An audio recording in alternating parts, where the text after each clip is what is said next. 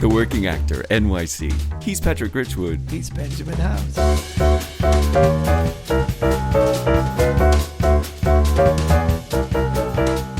So this episode of The Working Actor NYC, we're discussing in-person auditions. Do you have any rituals around in-person auditions? Like, do you have a... I mean, the really big ritual that's different is I have to, like, put on pants.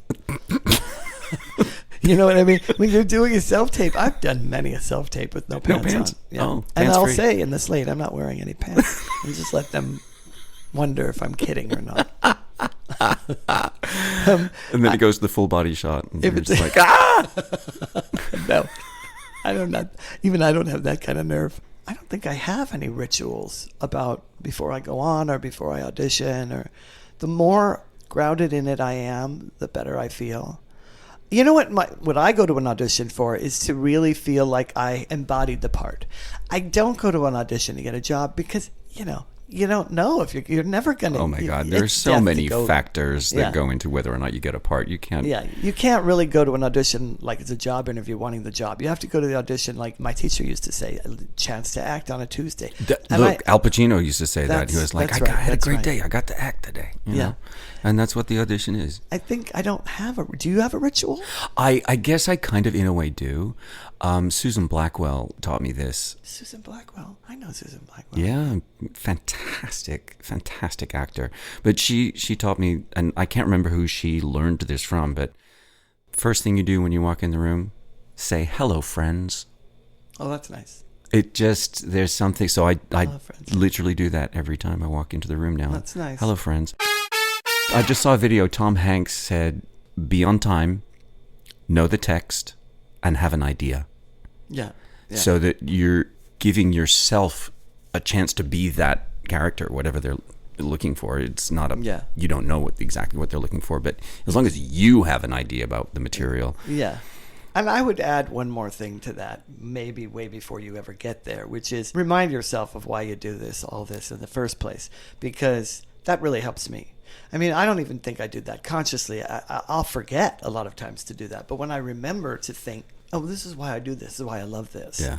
I go there with it in a different context, a broader context. And I think that may not be conscious when I'm. Do you think it varies with the material? Like if you feel good about the material, or whether you're like this kind of stinks? Only at first. By the time you get to the audition, you better think it's the best writing that ever existed. Because if you don't, you're not doing your job. I mean, we have to do that on stage. Right. We have to do new plays. Maybe they haven't worked something out, or maybe it stinks. Right. I've been in a few things that stink. Oh.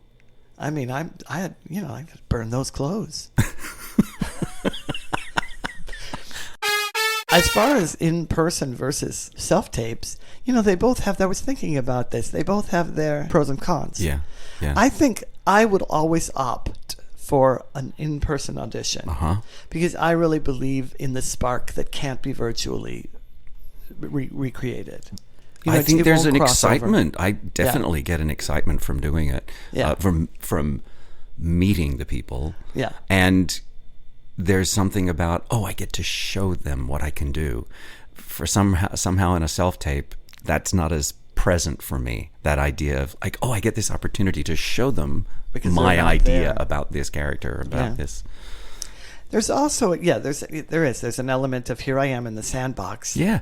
And side note, I mean, when they're not a very good audience, my attitude is always that's because they're doing their job. Right. They're thinking. Yeah. They're not going, ha ha. I mean, sometimes they are. Yeah. But sometimes they're going, that's funny. That's funny. Oh, right. He knows the pacing of this. Oh, right. Yeah. He gets that character. Or, they're doing their job. Yeah. Yeah. Absolutely. So I feel like that's a pro for in-person auditions every time. Yeah. A con, like I said, I have to put on pants. I gotta get on the bus and go somewhere.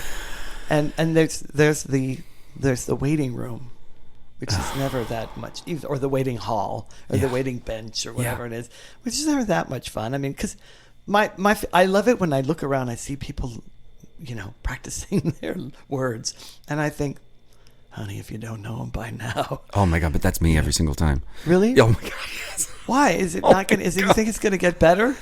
No, but there is like familiarity. It's a nervous thing. You know, it is. Yeah. It is definitely nerves. Yeah. Like tomorrow I have an audition with 4 sides and 2 songs. And so I can guarantee you I'm going to be sitting there with those. I'm not going to have all of it memorized, I don't think.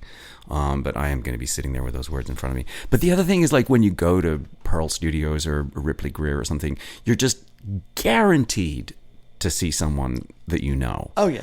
And so that can take you out of whatever you're preparing. So you've got to make sure that you've done your homework so that you know what your grounding point is, so that you know your way back into the material. Yeah. You have to. A great teacher told me, really deepen for yourself the moment before.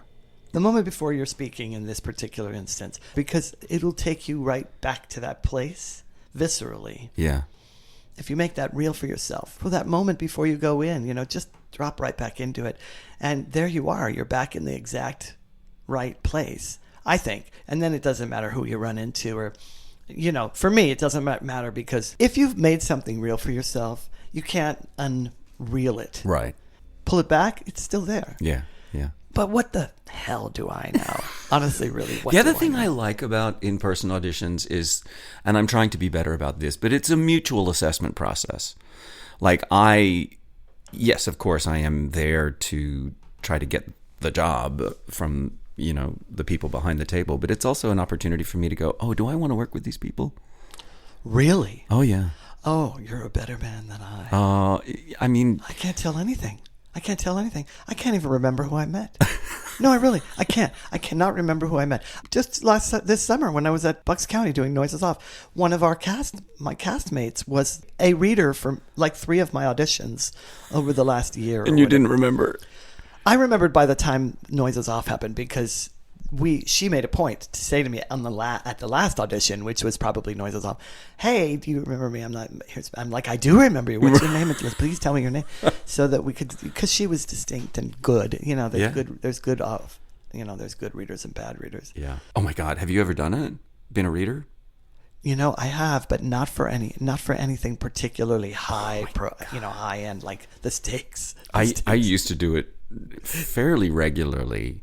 You'd be great at it. I really enjoyed it. And it's fascinating being on that side of the table. You learn a ton. Oh my God, you learn so much. Yeah.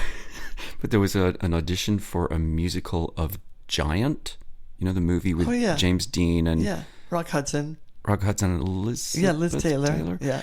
So 2 cowboys and a woman, and they only had me as the reader. So all of these cowboys were coming in to read a scene, a passionate love scene with a woman. Liz Taylor. Yeah. And I had to play the Liz Taylor role, and it got very Brokeback Mountain. That's amazing. And so for the afternoon session, they found a woman to come in. That's the thing. Then you go, what are they thinking? Oh my God, it got very Brokeback Mountain. It was so weird. Queered, more than weird. That's funny. Well, you know what though? The actor that can rise above that and see in your eyes the eyes of the woman he's created, that's the actor. Whether he gets the job or not, again, not the point. I've had many people say, how'd you do? And I'm like, I don't know if I got the job, but the part was mine for 15 minutes. I know it was. Oh yeah, that's a good way of looking at it. I really feel like I got in there. Yeah. I probably can count on one hand the auditions no, that's probably not true. I'd probably say in my career I've had maybe 9 or 10 auditions where I really triumphantly crashed and burned. Like now I need to know. Now I need to know. Down. Well, just recently I was auditioning for that drag musical, Drag the Musical. Drag the Musical, yeah. I had done a self-tape. Which was fabulous. The initial thing that you read with me. Amazing reader for that song. That's right. You're a good reader too. You're such a good reader. Self-tape felt great. I felt like it was solid. When I watched it, it transported me, which is unusual. So I went, okay, good. Sent it off. Got a callback. And just a perfect storm. I couldn't sleep the night before at all. Not because of the audition. I think it was because of something I ate. Oh, God. And I'm a great sleeper. I mean, I'm blessed with, my head hits the pillow. 8 hours later, I wake up. I had a boyfriend who used to say there can't be a pillow on the bed when we have sex because if your head touches it, it's you'll over. Be out for 8 hours. Yeah. And so my brain cells weren't rubbing together. Oh no! So when I went in, I had to sing the same song that I sang on the self-tape, but the lyrics were a little tricky, just a little tricky.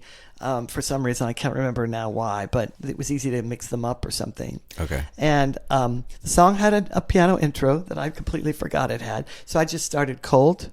I got the note and then started cold. Of course, the piano player was like, "Oh, okay, let me catch up." All right, yeah, here we go. So he was a good egg, and then I forgot the lyric. Oh no! Right away, and I had to say, "Oh, I'm so sorry, you guys. Let me start over. This is reset, redo." Do over. No problem. And when I'd walked in, I'd been greeted them all very much like hello friends because they were all a bunch of cool people. Yeah. That it was fun to be in the room with. It was Alaska. Yeah. I would have lost my mind. Yeah. Anyway. And so I started again, and I started without an intro again, and then I went up again. It was like that. And I think I finally made it. And P.S., I had the lyrics in front of me. I had them in front of me. Them? Here's the thing. Conventional wisdom is hold your script. Yeah, totally. I never, ever am not memorized in an audition because I can't read and act at the same time. I can't find my place once I've been looking in the person's eyes. I just can't. I can't go from visceral to back to one-dimensional. Yeah. And back and forth. My brain just won't do it. Right. So even if I'm holding the damn words, I'm only doing it for their benefit because it puts them at ease.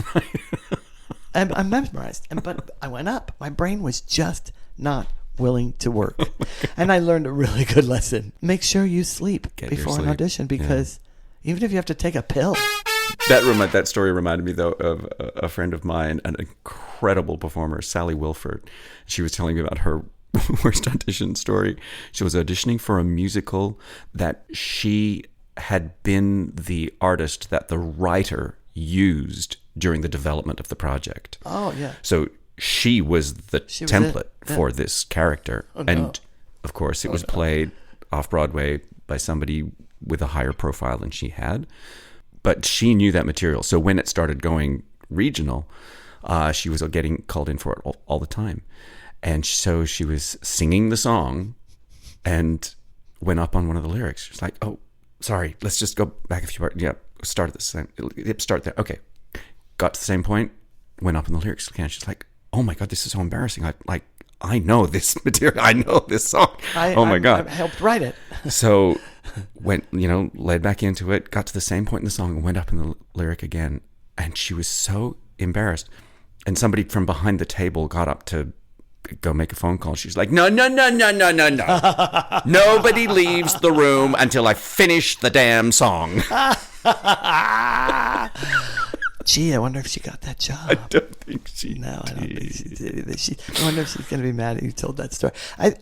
Everybody's got their crash and burns. Yeah. And for me, the worst is when I picture it like you're getting up speed to pierce through a membrane. And if you don't, and you just bounce off of it, that's what it feels like. Sort of. Yeah. I kind of redeemed myself a little bit in the scene, but not enough. And by then, you can tell you've lost the room. I learned a lesson last week. It was 3 sides, 1 song. One of the sides I'd been given that day. And it turns out that's right. They didn't give me both pages of that side. I only got the second page. So I got to the audition half an hour early, and there were sides waiting for me because there was were different than a whole page of new material, which was fine. That's unusual. It was a mistake. It was fine. Of course, that was the side that the director wanted to give me an adjustment on. And looking back on it, I question whether or not I should have said, "Hey, this is the side that I know I'm the least familiar with. Can we work on something else?" Or does that then label me as, I don't know, whatever? But I don't think we're that subject to labels in the audition. I couldn't give the adjustment. I didn't do what he asked me to do, and What would you have done in rehearsal? So I question whether or not I should make that part of my audition preparation. Like, yes, show up on time, know the text, have an idea, but then also have the second idea and the third idea and the fourth idea. Oh, we've talked about this. Yeah. And you know what my feeling is, right? Tell me. I think that's that way madness lies. Oh. Because then you're trying to predict. Oh, yeah. And you cannot predict. Adjustments aren't hard for me if I'm listening. I think the hard part is in auditions, we're really struggling to listen because we're on the spot. Yeah. You know, and the best auditioners are ones that really listen. Yeah. I think they go, and they take a moment if they need to. I've done that. I've been like, okay, hold on a second. Let me just see let me make sure that got in. I was up for the writer in The Producers, the Nazi writer. Yeah. And it was the full Last Supper behind the table. Mel Brooks was there, Susan Stroman, and she was the full Last Supper behind the table, like producers, all the rest of it. And that was the audition when they said, and Mel Brooks wants you to prepare a joke. Like, as part of the audition, you have to prepare a joke for Mel Brooks. Okay. But Susan Stroman got up. I did the material. Susan Stroman got up from behind the table, and she came over to me, and she came very close to me. And, she was just speaking very quiet, so it was just the two of us to hear. Mm-hmm. And she gave me an adjustment, and I'm standing there thinking, Susan Stroman is inches from my face right now. I really need to listen to what she's saying to me. Instead, you're listening and I'm just going, yeah. Yeah. And she went back down and she sat down and I did the material again. And it wasn't until I was walking out of the room that I was like, oh, that's what she wanted me to do. Yeah. I didn't take it in. Mind you, as I'm walking out the door, Mel Brooks is yelling out, I think you're terrific, kid. Yeah, I'll take that. Thank you very much. Yeah. I have said many times that the subway platform after an audition is a country girl without the tree. Because it's then that when the pressure's off that you go, that's what I was trying. I couldn't get, because it's just strangled. Yeah. Your creative thing, your third eye or whatever, it's just like in a stranglehold because of whatever. Yeah. In-person auditions have the opportunity for you to do what you actually do, which is send something out into the room that only you can send out. Yeah. I had a wonderful experience like that recently. I did not book the job. I had an audition for Tina Landau and for Floyd Collins. Oh, I thought you meant to play Tina Landau. No. She was, I was like, you'd be great. She was the writer and the director. And so Tina's very open-minded as a creator. And so for the audition, they asked us to prepare an up-tempo song or vaudeville song with some sharp movement or choreography. And it was so liberating because with that kind of instruction going into the audition, that you can't get it wrong. Yeah. That is so wide open to interpretation that you can't get it wrong. Yeah. And so even it informed the performance of my other material as well. I was like, I can do something unusual or weird or what I would not normally do in an audition. I can do it at this audition. And it was electric because I was nervous about it. And I was nervous about it, but it was also like a one-time only opportunity. Right. And I knew that, and they felt it too. That's what's exciting. And it was that feeling that chemistry between the table and me. It was so exciting. That's a good thing to remember, actually, for auditions, is that it's really great to evoke for yourself that feeling of like, this is a one-time deal. Yeah. The world's only going to see this once. Yeah. For the next 10 minutes, I'm it. Yeah. I've got the part. You know what I mean? Yeah. It's mine to have and to express. And also, it's funny because your brain got permission in that way, or that's how you interpreted it. Yeah. You were in exactly the right space that you'd want to be in an audition to take an adjustment. Right. I guess we have to give ourselves, our brains, we have to trick our brains into giving them permission to let go of the way they prepared something and be free to experience it anew. And again, it comes back to listening. It's like, I'm going to listen to this director. Now the director might just be giving you anything just to see if you can take it. That is also true. So I do have something else to say. Then say it, Sister Margareta. Maria makes me laugh. Thank you for picking up that cue. I love you for knowing that. I think that, how can I not know that? Didn't say it, Sister Margareta. That particular audition that I'm thinking of was so epic and so beyond the normal amount of material to learn in a week. And we both know there are certain casting directors who are infamous for this.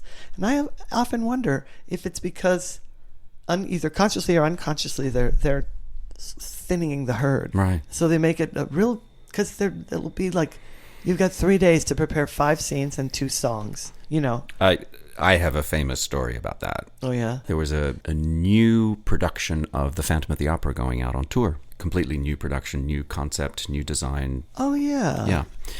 And I was being auditioned for one of the managers. And for the initial audition for the team from Britain, the initial audition was the entire manager's scene. That's a 10-minute, 7-part harmony, and it was 48 pages of music. That's my memory, 48 pages of music. And so I was already pretty familiar with the musical, so I learned it, in inverted commas. And I went into the room, and they said, "Oh, lovely to meet you. Let's start with something from your book." Oh. Which I was not prepared for, having prepared 48 pages of music. And so I sang something from my book, and they said, "Thank you, lovely to meet you. Thank you so much." Oh, my God. And I picked up my material, and I walked out the door, and I sat down on the bench, and Merri Sugarman from Rubin casting came out of the door, and before she even closed the door, she was mouthing the words, "I'm sorry, I'm so sorry," to me. She knew. I love her. And I just looked at her, and I said, 48 pages of music. And she's like, I know, I'm so sorry, I'm so sorry. So I gathered my stuff, and I left, and later that day got an email. She had emailed my agent saying, "We're so sorry about Benjamin's experience, and we tried to get him to come back in the room, but he'd already left."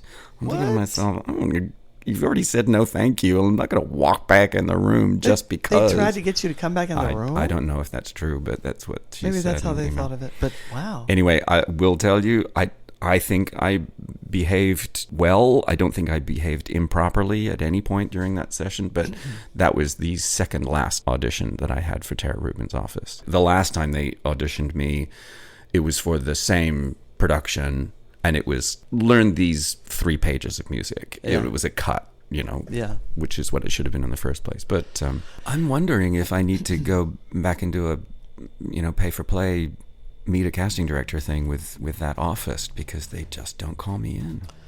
Oh, that's a whole different conversation. It is a whole different conversation. I have a whole ethical thing about that. But this has been a good one about in-person auditions. This has been a good audition. I think I learned a lot. If you have enjoyed this episode of The Working Actor NYC, like and subscribe. Oh yeah, like and subscribe. That means click the thing and push the button thing, right? To the thing. Yeah. See, that's what I would say.